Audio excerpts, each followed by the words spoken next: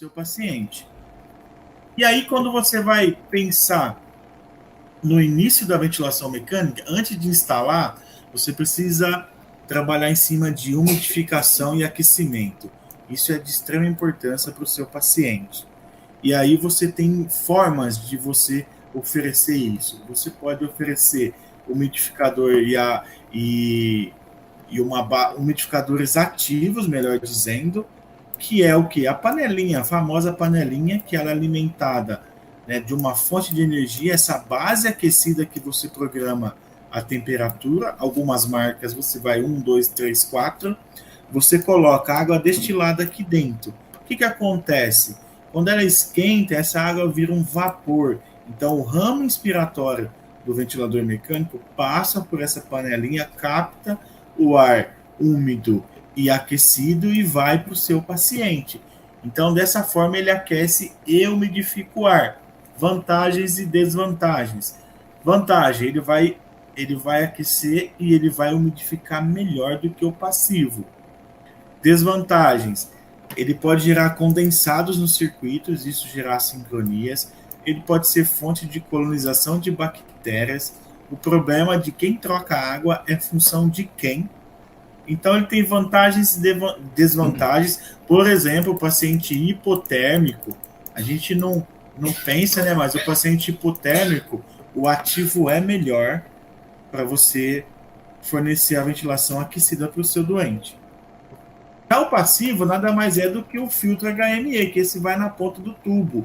E como que ele faz a umidificação e aquecimento? Ele é basicamente um trocador de calor. O paciente expira um ar quente, né? O pulmão é bem vascularizado, você tem as coanas que são bem vascularizadas, né? O nosso bafo, melhor dizendo, ele é quente. Então, esse bafo quente, ele para nessa membrana. Então, o fluxo de ar que vem seco e frio do ventilador passa por essa membrana, capta o calor e a umidade e vai para o seu paciente. Vantagens: ele é barato, 8, 7, 9, 10 reais. 10 reais, uma marca excelente. Ele é fácil de trocar. Os fabricantes colocam que ele tem que ser trocado a cada 24 horas. A gente sabe que você pode usar até 7 dias se ele não tiver sujidade e funcionando. O que é um HME funcionando? Muitas pessoas confundem, mas é o quê?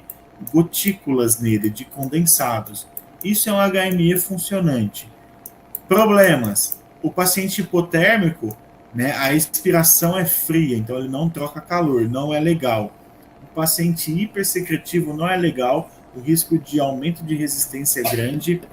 Um paciente com volume corrente muito pequeno, porque o filtro tem um espaço morto, em média de 35 a 45 ml. Então, o ideal é que você tenha as duas formas de aquecimento e umidificação, coisa que a gente não vê na prática. O ativo é muito mais utilizado na parte de neonato. Quer falar alguma coisa aí, Fê, dessas duas?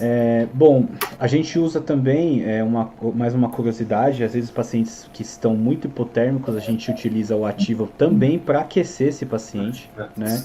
Não só para aquecer o ar. Então, se um dia você escutar que tem algum paciente que está hipotérmico e o médico quer utilizar, ou o físio quer utilizar o umidificador ativo, eles usam para aquecer o paciente também, tá? É uma forma. E a gente vê muito o uso do passivo na SARA e no COVID.